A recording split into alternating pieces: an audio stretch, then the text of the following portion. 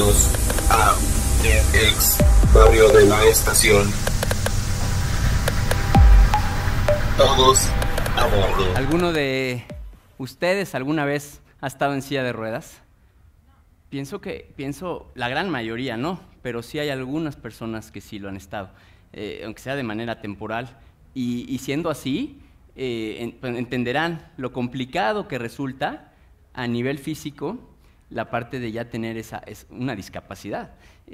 Todas las actividades en el día a día, la parte de vestirse, de comer, de bañarse, de ir al baño, en general, todo se vuelve en extremo mucho más complicado, por mucho, en tiempos y en esfuerzos. Entonces, bueno, definitivamente es un reto a nivel físico, ¿no? Y lo hemos mencionado. Yo en lo personal, fíjense, yo sí camino y una parte de mi tiempo y de mi vida sí tengo que usar silla de ruedas. Yo camino acaso 10 minutos y después ya no lo aguanto. ¿Qué tengo yo? Pues muy saludable, como muchas veces lo pensaba uno, y sí sigo siendo, afortunadamente, pero hace 10 años me diagnosticaron esclerosis múltiple, y esa es una enfermedad que, imagínense un cable de teléfono que se va pelando en diferentes lados. Y de esa parte, entonces, la transmisión por lesiones en el cerebro, en la médula espinal y en la corteza cerebral, siendo así, el mensaje se va cortando. Y entonces, aunque tú quieras, ciertas cosas no responden, no llega como tal. En mi caso en particular es más hacia las piernas, poco en control de esfínteres y alguna parte, incluso en la vista, algunas cosas. Y bueno, afortunadamente sí puedo hacer también la parte de caminar, ¿no? Ahorita lo hicimos así, deliberadamente, porque es una plática de inclusión y para dar el mensaje. Y esta parte que ahorita hicimos de subir, es una parte de las muchas que se va a complicar en la vida en general. Yo solo en silla de ruedas, de una forma permanente, no podría haber subido sin ayuda, ¿sale? Entonces, esa parte a nivel físico se vuelve mucho más complicada. Ahora, después de esa parte, que esta es la parte, como lo he mencionado en diferentes pláticas, es la parte psicológica. Más que la parte física, aún está la parte psicológica, que es la parte de ¿por qué a mí? Fíjense, superar todo eso. ¿Por qué a mí? ¿Por qué no puedo hacer las cosas que los demás sí pueden hacer? ¿Y por qué a veces no me consideran para ciertas cosas, en ciertos grupos, en ciertas cosas? Y hablo no nada más de una discapacidad motora, hablo de una parte a nivel visual, en la ceguera, como una persona ciega, una persona sordomuda, y diferentes tipos de discapacidad, o incluso de otros grupos, como grupos indígenas y en otros sentidos, que hablamos de que pues, muchas veces no son debidamente incluidos en la sociedad. Y esta parte, el reto primero es mío, de persona. Todos tenemos esos retos personales. Todos tenemos nuestros propios Everest. Y en esa parte me corresponde a mí luchar física y psicológicamente y mantenerme lo mejor posible. Eso sí me corresponde a mí. Pero no puedo solo, ¿no? Hay ciertas cosas como esto que pusimos de ejemplo. Yo solo no hubiera podido estar aquí, subir así, si mis piernas no me funcionan.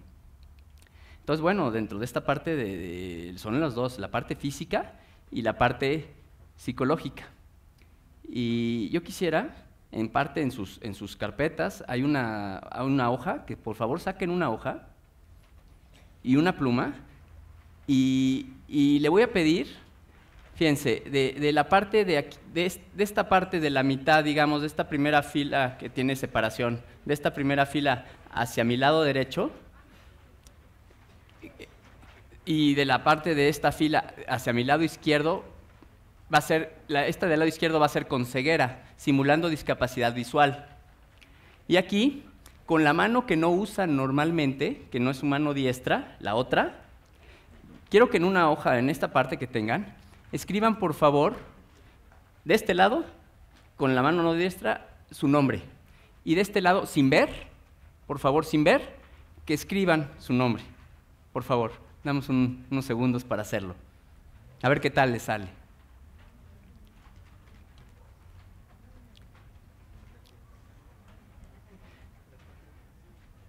¿sí? Entonces la parte derecha con la mano que no es la usual, la que usa, y acá con la parte de ceguera. ¿Ya? ¿Listos? ¿Ya escribieron su nombre? Me gustaría que se lo enseñaran al de al lado y a los demás, a quien pueda verlo ahí, para que vean cómo queda esta parte de su nombre. Enséñenlo, enséñenlo para que los demás lo puedan ver.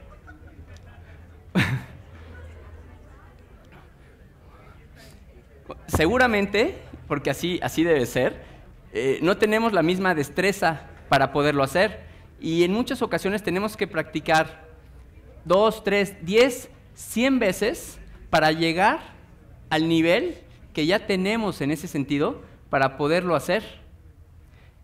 A veces más de 100 veces, simplemente para acercarnos a lo que ya hacíamos. Entonces el esfuerzo físico y la parte psicológica se vuelve muy importante. Y ahora me gustaría a todos que por favor se paren un momento, todos, quien pueda. Ese solo hecho de pararse es una bendición, porque evidentemente vivir la vida, la respiración, pero solo el estar parado, el poderse mover, y ahorita poderse después sentar, y el poder mirar, y el poder escuchar lo que yo les estoy diciendo, y es una bendición que muchas veces damos por hecho en nuestra vida, damos por hecho, mientras no nos falte, y en esta parte es un llamado a valorar lo que ya tenemos. Gracias, se pueden sentar. Pero ¿qué pasa si yo nazco, fíjense, si de nacimiento tengo una discapacidad, o si después la adquiero de alguna forma? Pues el reto es mayúsculo y puede ser temporal o permanente. Y bueno, pues en ese sentido pues son retos personales. Una parte es mía, con ese esfuerzo, esa lucha, pero la otra parte es la parte de sociedad. ¿Quién es la sociedad? Porque si no lo ponemos como un ente de la sociedad, ¿verdad? La sociedad somos las mismas personas, nada más que lo decimos a lo macro. ¿Quién es la sociedad? Pues un cúmulo de individuos, de personas que formamos sociedad. Entonces, hay un paradigma en este sentido que es, si una persona tiene discapacidad o es un grupo diferente, un grupo indígena o algún otro grupo vulnerable, esa persona se tiene que adaptar a la sociedad. Y sí lo tenemos que hacer en muchas cosas. Yo, con esta parte de mi enfermedad, sí me he tenido que adaptar en diferentes sentidos. No puedo hacer todo lo que hacía. Yo corría, maratones incluso, y hacer ciertas cosas que no puedo hacer. Y tampoco puedo hacer ciertas cosas de comida y ciertas diferentes cosas. Sí nos tenemos que adaptar, pero la sociedad a veces dice, el que tiene el problema es él o ella y se tienen que adaptar. Sí, pero también necesito que la parte también se haga y que alguien más piense en los demás, porque si no, no podemos solos. Y ese es un llamado que tenemos que hacer. Entonces, es este paradigma que existe actualmente y hemos avanzado mucho a nivel sociedad, mucho. Fíjense, en 2 décadas, en 20 años, hemos pasado desde una exclusión, era en donde ni siquiera yo ni te veía. Si eras una persona con discapacidad, ni salías de tu casa o ni te veía, o algún otro grupo vulnerable. Y esa parte era una exclusión. Estabas, pero no existías prácticamente para nosotros. Pasan algunos años, hablo de 20 años para acá, más o menos. Y pasan algunos años y después ya te empiezo a ver, pero hay una parte ya no de exclusión, ya ahora es segregación. Pero te veo, pero ahí separado. Ahí a lo lejos, pero ya te veo. Y pasan otros años y después de la segregación ya hay una parte de integración, que es una parte en donde, ya acércate, pero un poco separado de cualquier manera. Te doy tu espacio. Eso equivaldría a si yo estoy en un estadio o en un cine, tienes tu espacio y te estoy viendo ahí, estás integrado, pero no estamos en el mismo lugar, no estamos haciendo prácticamente lo mismo. De unos años para acá, ya está la parte de inclusión, en donde nos falta mucho como sociedad, pero ya hay una parte incluyente en donde se dice, vamos a hacer las mismas cosas y te vamos a tratar de incluir. ¿Y esto de qué deriva? Pues obviamente de pensar en los demás. Y en la medida en que nosotros, cada uno de nosotros, por supuesto tenemos que pensar en nosotros mismos y estar bien, porque si no quedamos a los demás, ¿no? Cada quien ofrece lo que puede, lo que tiene.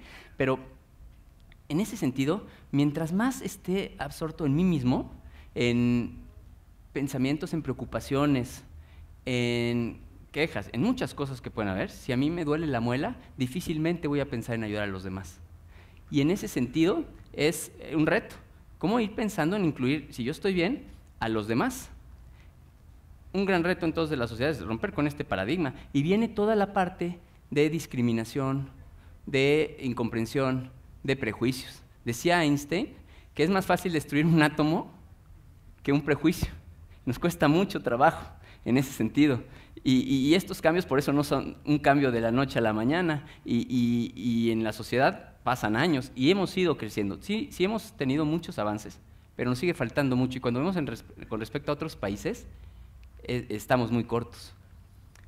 Y bueno, partiendo de esto, fíjense, si yo ya vamos logrando mejorar en esa parte de discriminación, de prejuicios, y yo mantenerme bien, haciendo lo que debo de hacer, luego tengo el reto de la infraestructura urbana. Yo, ¿cómo le hago si yo quiero? A ver, yo tengo voluntad, yo tengo esfuerzo, he decidido que lo voy a hacer, pero si no hay esa parte de infraestructura que me soporte, que hacen también otras personas, porque no es la sociedad somos las personas, que hacen otras personas que pensaron en eso, si no lo hacen, ¿cómo le hago yo? ¿Cómo me puedo, en una parte, en un banco, en una ventanilla que está muy alta, que casi ni siquiera me logran ver, o en una parte de baño que no cabe mi silla de ruedas, o si yo tengo discapacidad visual y no hay una opción para realmente yo, pues no sé, alguna parte de sonido, alguna parte de algo que me pueda orientar, entonces me quedo corto en lo que yo puedo estar haciendo. Sí tengo la voluntad, pero requerimos esa parte en la sociedad, y en eso es donde nos hemos quedado cortos. A veces decimos que la mayor discapacidad es la que tiene la sociedad, y sí es cierto en muchos sentidos, porque es no ver, o no ver más allá de nosotros, y en ese sentido incluir a los demás. Fíjense, si después de este reto, de que haya una infraestructura adecuada de rampas, de las calles que estén correctas, que haya en los lugares la parte de las alturas, los cuidados, toda la parte de infraestructura social, urbana. Una parte un reto muy grande es el reto de la parte laboral, inclusión laboral. ¿Por qué me fui directo a la laboral y no digo también a la educativa o a la social? Por supuesto que la educativa hay muchas escuelas regulares y algunas también especiales. Y sí es muy importante la inclusión educativa, por supuesto. Y también la inclusión social en un parque, en un lugar, en un cine, en un teatro, etc. Y esa se está dando en mayor medida. Pero cuando una persona logra tener algo productivo, tiene un trabajo, algo en donde se sienta así, su vida cambia radicalmente. Y ahí nos hemos quedado muy cortos como sociedad. Ya hay cada vez más voluntad de hacerlo, pero en la práctica todavía cuesta mucho trabajo. Entonces decimos, bueno, sí, la inclusión en todo sentido, la inclusión educativa, la inclusión social en general y la inclusión laboral. Y ese es un reto, simplemente que me consideren, porque hay esos prejuicios en donde yo voy a dar problemas porque tengo algún tipo de discapacidad o alguna cosa. Y entonces ya ni siquiera se me considera, voy a causar problemas. Y entonces sería un logro que ya vean mi currículum y luego cuando me entrevisten y me consideren como parte de un proceso, no que me den más que los demás, pero simplemente estar considerado en ese sentido. Estamos muy cortos en eso. Y si tengo la fortuna de que entonces ya me entrevistan y salgo yo elegido para un trabajo, una actividad, padrísimo, ¿verdad? Y lo celebramos mucho.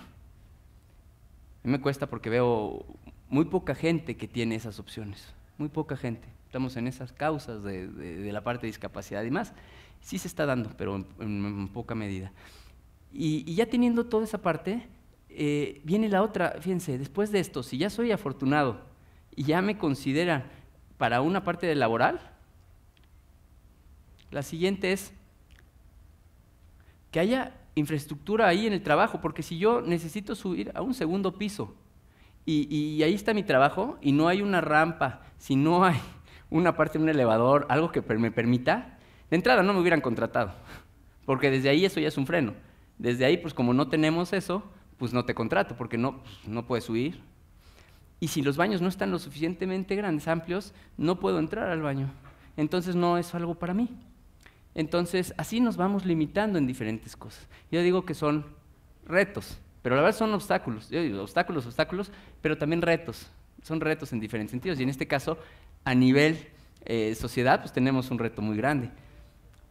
Es la infraestructura urbana, la parte del trabajo y luego la infraestructura dentro de las instalaciones de trabajo.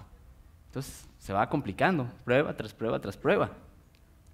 Y fíjense esto, si ya logro todo esto, que se den las condiciones, la gran mayoría de la población no tenemos un automóvil particular, incluso con chofer, porque yo sí lo puedo hacer, pero una persona que no pueda mover sus piernas, necesita alguien que lo lleve en su coche, en su automóvil particular, para poder ir y trasladarse a otro lado, con todo lo que implica eso. Muy poca porcentaje de la población lo puede hacer. Ahora, si es eso, fíjense, si no se logra esto, ¿qué tengo que hacer? Seguramente un taxi y pagar diariamente un taxi con el correspondiente riesgo que implica, porque yo me tengo que pasar ahí al taxi y obviamente también el taxista, que no siempre es el mismo, también tiene que ayudarme y también pues, no trae faja y no trae diferentes cosas, entonces no está fácil para eso, pero sí se hace. Ahora, la gran mayoría de la población requiere un transporte público, y cuando vemos en Aguascalientes, en México en general, transporte público adaptado prácticamente no hay.